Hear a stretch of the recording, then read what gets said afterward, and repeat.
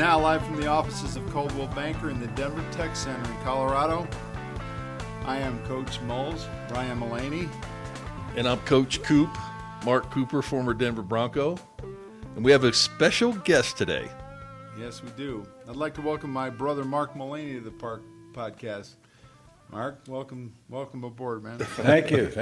Good to be with you guys. Hey, I don't know if how today's going to go when I'm covered up in Mullaney's. What do you think, guys? I don't know.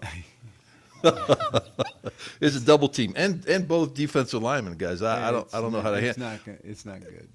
Well, how do I handle this? Like that? It's not good. Okay. Yeah. More like this. You better call. Yeah. You better That's call Elway. Elway. That's Elway, right? Yeah. Then you can cry and hey, Rev, he's holding me. He's holding me. Anyway, we'll talk You can about call that Elway later. and do what you used to do and go, run! Hey, somebody had to make him famous for his scrambling ability.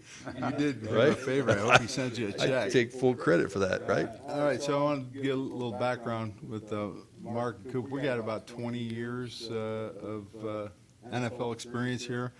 My brother Mark was 12 and a half years with the Vikings, and was a starter, still in the all-time list of the all-time sack records for the Minnesota Vikings. Played in the Super Bowl. He's not. Are you flossing your ring? Show it to the camera. Yeah, let's Go ahead and show flossing. yours This up. is flossing. Yeah. Right, this is flossing. And that was Super Bowl 11 against the Raiders. 11. Okay, 11. And and I was 21 against the New York Giants in Pasadena. Yeah, I went to And that we both game. ran Way out to of time, go. right? We both ran out of time. Yes, we did. Yeah, we ran out of time. We both played in the Rose Bowl. Oh, isn't that interesting? Yeah. Yeah. So was that field like a golf course when you guys played on it? Because when we played on it, it was beautiful. Oh, yeah. Manicured. I mean, yeah, One thing I should tell you, same here. And technical difficulties on my the phone- defensive side of the ball, 5-yard penalty. Mark's using my phone for audio. If we get a ring, I'll take it out of there.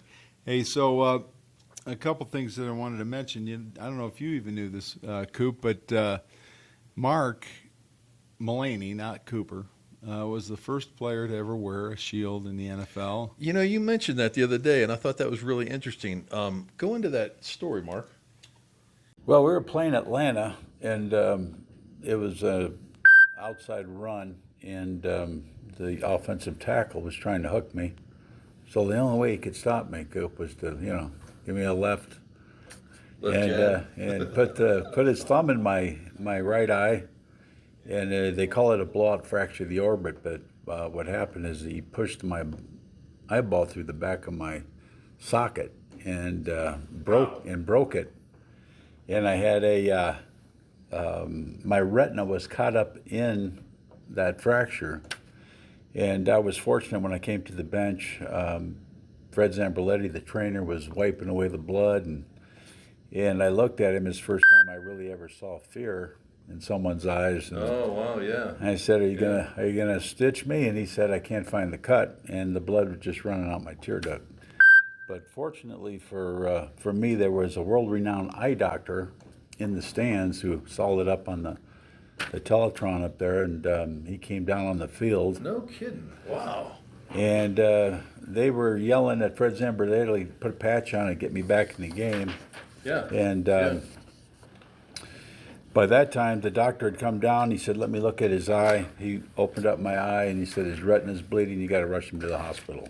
So that's it in a nutshell. And then after that, So you probably played the next week, though, didn't you? of course, Imagine that. No. He played the next week yeah. with a detached. Could you No. even see out of that eye? No, actually, I don't know. I didn't play the next week. My first game was again against the Raiders in L.A. and we were and I was practicing with Eric Dickerson, who was a running back, had goggles. Kind of Yeah. was the first guy to wear that. Right. But every time I hit, it'd come down and hit my nose, and eventually I broke my nose. So I said I was driving along one day. Long story short, I saw a motorcycle helmet, and I asked Dennis Ryan, if he could put a piece of plexiglass, like a, motorcycle helmet to protect my eyes. The old shield days, yeah. And I wouldn't get a broken nose. And Right. and so he did that. And then when I was out in L.A. and played with this shield, it was clear, Yeah. and my pupil wouldn't dilate. And the doctor told me, tint your mask, and the headaches will go away, and they did. Wow, that's And that's when everybody noticed it. Just think, if you would have patented that at the time, we'd be on some island with you. You'd be, I hear you. yeah, on your boat parked out front. We'd be on your island for all those all those shields that were made over the years, etc. Right? Hey, I never The thought. Mullaney shield. I never thought somebody'd want to wear it. I looked like a wide receiver, had a little towel hair, and in between plays, I'd be wiping it out. And Oh yeah. Yeah, good point. So there's what was that? He was a member of the Fat Bastard Club, the offensive lineman from the St. Louis Cardinals who was an announcer. He was Deerdorf? Deerdorf. Deerdorf, yeah, Dan Deerdorf. Dan Deerdorf, yeah. Yeah. I played against him one time, but he used to say every time during the game when Mark was on the field, somebody forgot to tell Mark Mullaney that he's indoors because he's got his sunglasses on. So he was with Brent Musburger, so I called for Dan Deerdorf back at CBS. I got so pissed off. I called him, and he didn't call me back, but I left a message on the general line for the sports desk, have that fat bastard give me a call because I can't stand listening to him talk about my brother. And so Musburger calls me, and he calls me back, and he says, hey, I'm sorry, what's going on with your brother? I go, well, every weekend this guy says, oh, somebody forgot to tell him. First of all, you don't tell the same joke 12 times, Yeah, right? exactly. And somebody forgot to tell Mark Mullaney. I said, my brother Mark, and then I described what he just described about his eye. Yeah. And Musburger's like, oh my God. And I said, he's debilitated out there, and he's playing with one eye. With one eye. Yeah. And the Minnesota Vikings probably didn't want anybody to know that. How the injury reports Who are knows like what they not wanted. reported. yeah, sure, yeah. And then I was legally blind in my right eye, so I was at a disadvantage, just peripherally. So playing out on the left, playing over the left tackle, that probably helped a bunch because that eye would be to the field, or not so much where all the traffic's at, right? Right, I could see to the inside, but when they brought a tight end on this side, Oh, it was yeah. all field from there. Can you So imagine being the tight end with the guy with the blind eye on your side? Oh. Going, hey, you know what? I'm going to block this. and I had to thank my Mark. brother for letting everybody know that before they did know that. No. Right, yeah. So you gave all the no, tight ends you know- were thanking Ryan Mullaney. We'll be You know what? blocking down. Musburger did. Yeah, we're gonna crack Mullaney now from the slot because he'll never see us coming. Well, anyway, Musburger actually apologized Oh, to wow. Mark. Yeah. On the air for, and then fat bastard Deerdorf stopped doing it. Yeah. Yeah. But I don't know how that guy got a job. Like, first thing they would ask me let's say I tried out for that job, like I went to an audition or an interview to get that job as an announcer. Yeah. He had a lisp.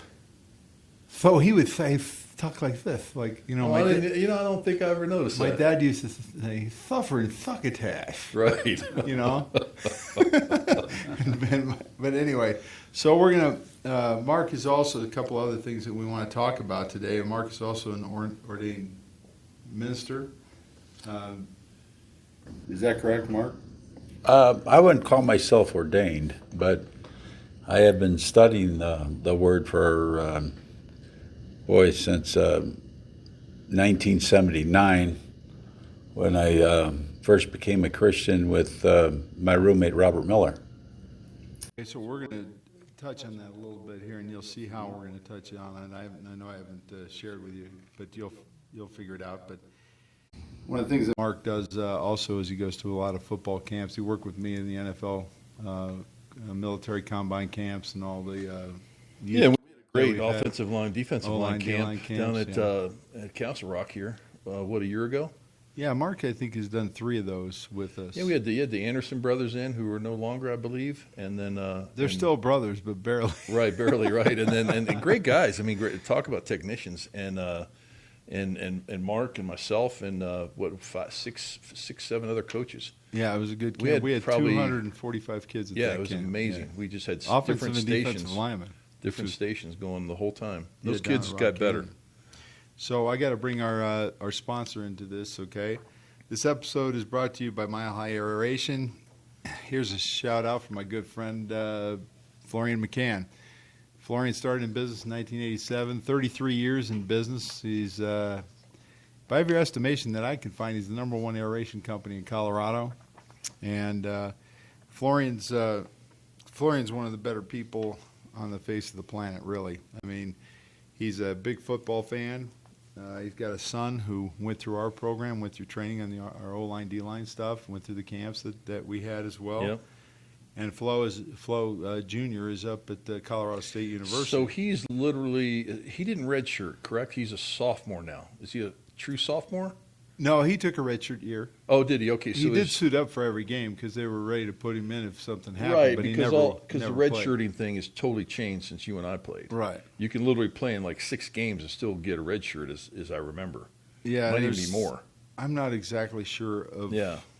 Back in know. our day, they used just red shirted you. Yeah, they just changed the red shirt rule 2 years ago. Yeah, right across the board. Yeah, So- so you can get a red shirt if you didn't play. If you started or anything, you had to play.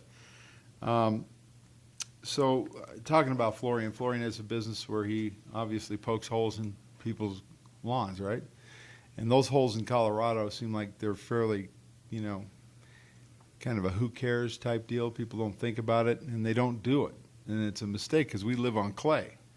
My brother Mark lives in Minnesota where they have very, fertile soil. Lives on a farm in New Richland, Minnesota. And the soil out there is completely different. So if you moved here from Minnesota or from California or from Illinois where they grow that great corn, you don't have that clay that turns into hard soil. You got to poke holes in it. You have to aerate it to make sure that it stays alive. In spring spring and fall are the best time to do that. Fall's coming up here. If you want to keep your grass healthy through the winter, it's best to get aerated before the cold winter comes. So if you do that, reach out to Flo. He's at 303-778-1000, 303-778-1000. Okay, Flo, I'll say it, Florian, I'll say it 2 more times. 303-778-1000, 303-778-1000. I should probably put a little jingle together for that, right? Or you can go and you can schedule your service at milehighservices.com. milehighservices.com is the website you can go to and set up an appointment. So anyway, what I'd like to do is I'd like to start off in our discussions, if you guys don't mind, Mark in the afternoon. No, but Mark and Mark are In the morning. yeah, Mark and Mark in the morning. That's what it is. So anyway, what do you guys both played in the legacy times, the legends time of the game, where things were a lot different. The rule changes, a lot of the rule changes are because of what you guys played through, right? The concussion stuff, the CTE stuff. You look at the way that the league is. They feel like they need to take their platform and be socially conscious and have a stand on social justice. And I'm watching the LA deal on Hard Knocks last night, and they're all canceling practice and everything. It was very foreign to me, having been involved in the NFL a little bit myself. But I want to know what you guys see as the differences, the biggest differences and the stark differences, and what bothers you and what you think are the positive sides of those of what the contrast is between the two. Let's let Mark go first because Mark entered the league before I did. What year was your first year? I was #1 draft choice in 1975 to the Minnesota Vikings. I came out of high school in '78, so you were in the NFL. This is interesting. Mark was drafted in the first round as an offensive tackle.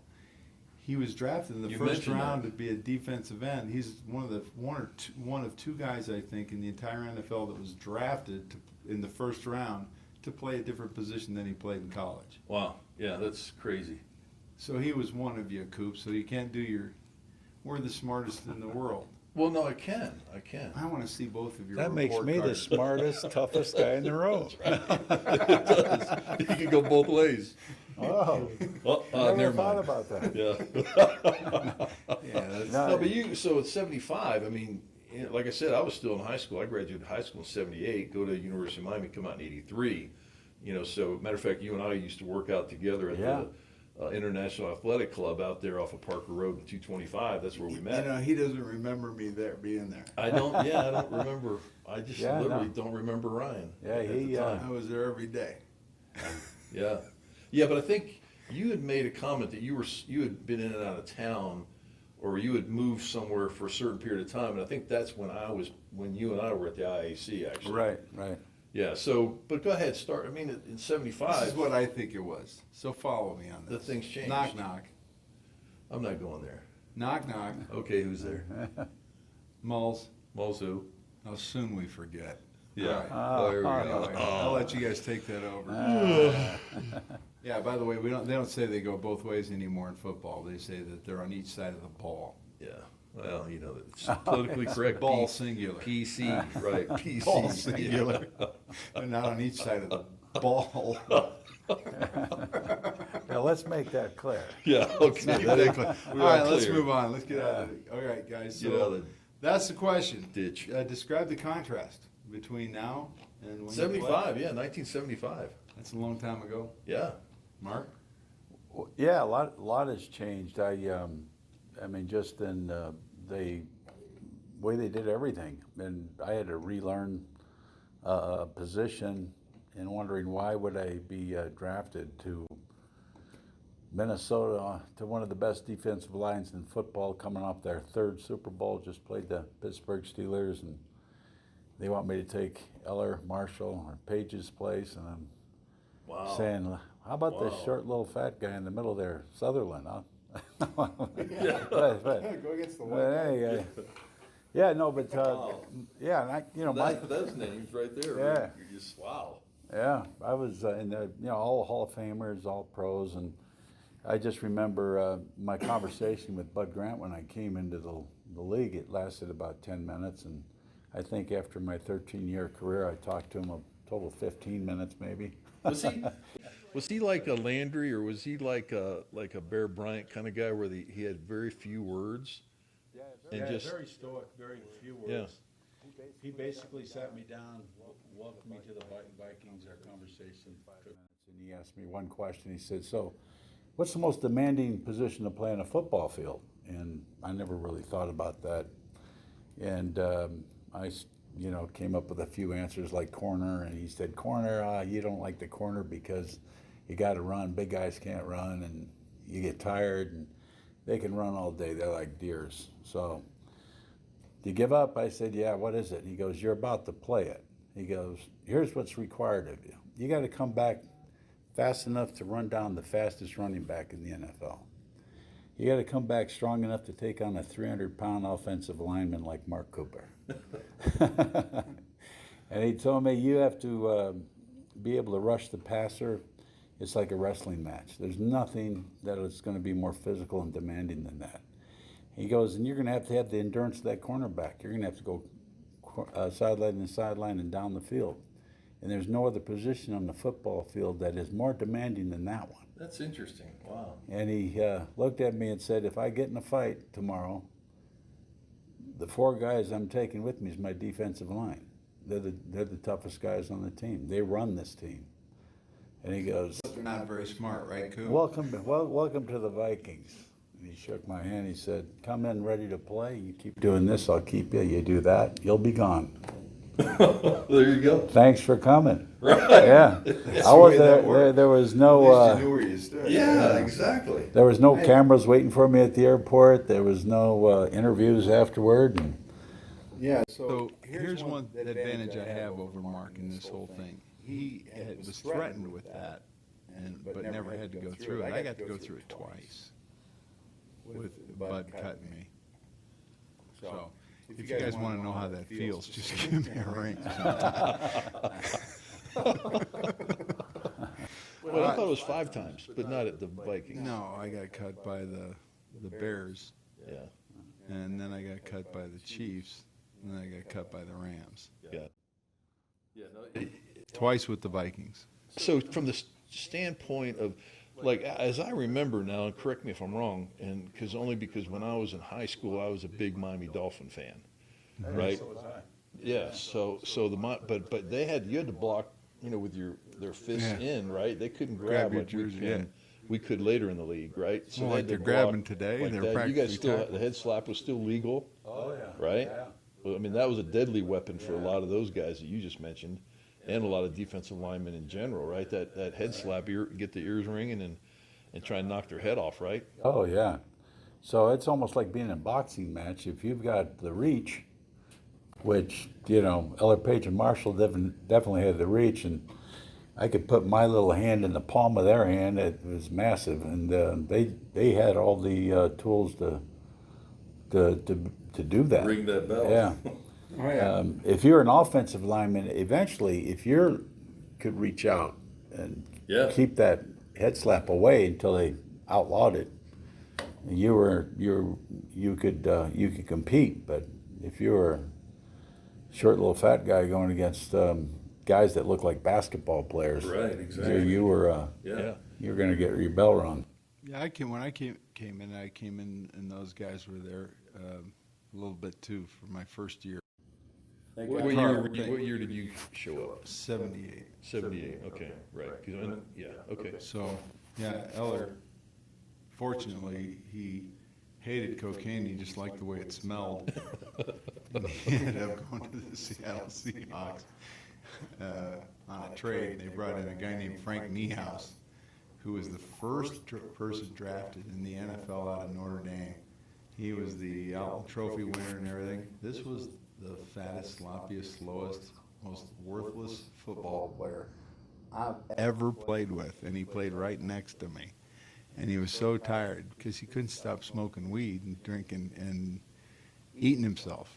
He was just in terrible shape. So I just kept supplying all the drugs on the team and all the food. And eventually I Figure you get somebody to leave. just kept me a little longer, right? All right.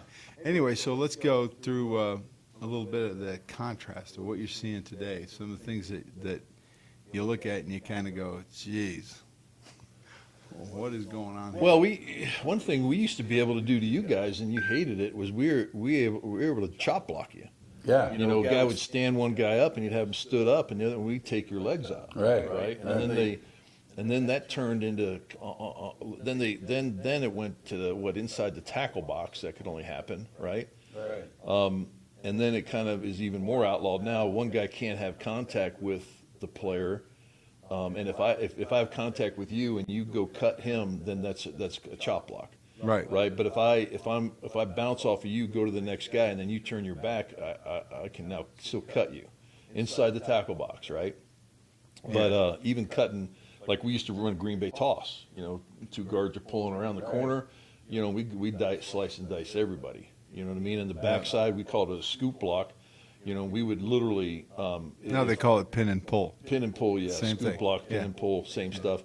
We would get, if it's a center, if you were playing at the guard spot, if it was a 4-man front, the tackle would try and chop the guy over the guard, right? And luckily, you're playing on the outside, so you didn't see a lot of those kinds of chop blocks where you saw them as you were running across the field. Guys A tight getting end might diced. cut you down. Huh? A tight end might cut you down. Yeah, you might get a tight end throw it, yeah. And if they had a short pass play trying to get your hands down, tall as you are and long armed as you are, trying to cut you at the line of scrimmage just to get your hands down so you could throw the slant, right, or the slot. Right. Yeah, the rules changed a lot since that time, but yeah, you had to prepare for that, and that wasn't easy to practice. So yeah. And let's go back So it was a total mental thing.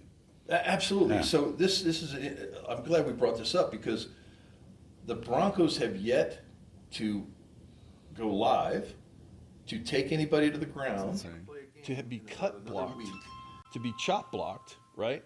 So the Broncos are going to play a game in about another week, and they have yet to go live. So if they're not going live, they're not doing goal line, right? Where everybody's grubbing it out, right? They're not trying to put their face mask, my face mask under yours, and move in the line of scrimmage. They haven't done any of that yet because that entails guys getting on the ground, right?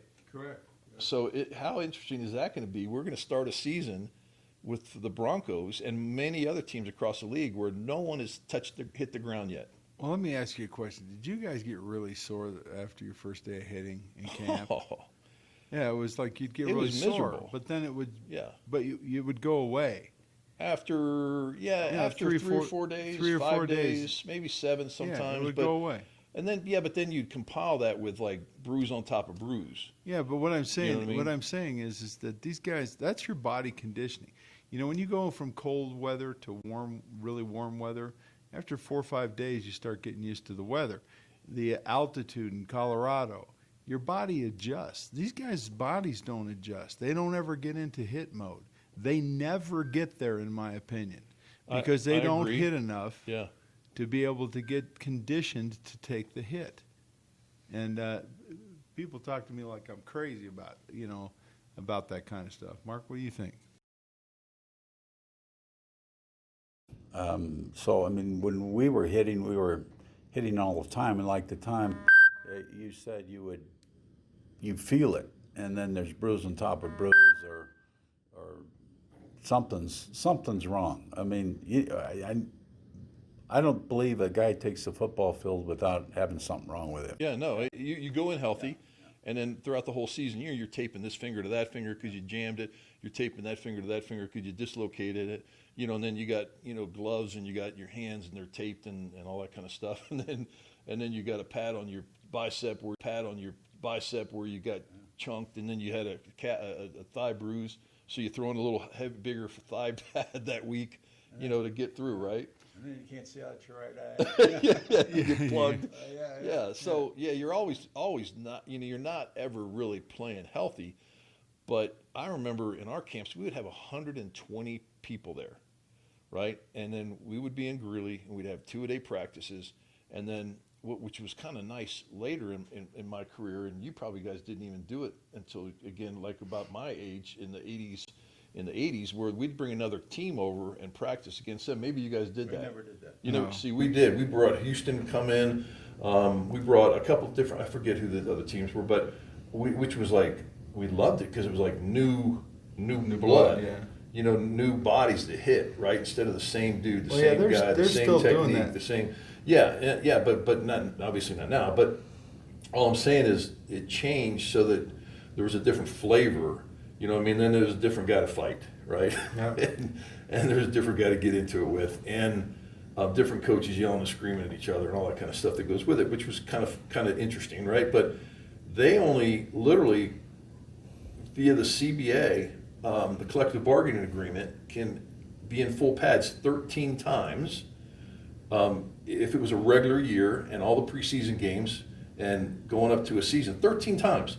We were in it twice a day, and in Tampa, literally 3 times a day. Oh yeah. Okay, Tampa was brutal. I don't even. Well, I talked to buddies of mine, and we all go. We don't even know how we made it through Yeah, Tampa. but how many weeks before your first game were you in camp? Almost a month, right? Yeah, no, over the 4th of July. I remember. You'll remember. We this. played 6 preseason Right, games. You played 6. 4, right? We played 4, but Right. I remember this 4th of July weekend.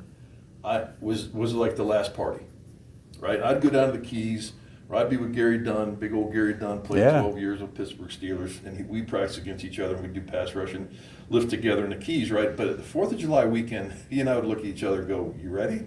Yeah. Because you literally, that was like the threshold. You were either ready to play or you were scared because you weren't ready to play. Yeah. Yeah, that's Right? Because you knew You you were going bet. to camp and suffer. Yeah. So you better have been ready by 4th of July. Because Yeah. like the next week, I think, next week or two, the rookies came in, then the vets come in, and then you're going nonstop. Correct. Yeah. So Right. I saw something that Mark did in practice and camp that I think would have sent a shockwave through the media, through all the players, through the coaches. So we were working on pass rush while the offensive line was working on pass pro. So we were going live against the offensive line. And Mark runs a stunt, you know. Tackle went first. Mark went around the tackle as a defensive end from the left side, as I recall. And he went behind the tackle in the center. Dennis Swilley picked him up. And Mark threw a forearm right into his face mask. And both of the screws came out of the face mask. It just popped and broke. And his head was stuck in the helmet. They couldn't get it off because the face mask was all pushed Under his up. chin, stuck under his chin. Yeah. I was talking to him at dinner that night, and he says,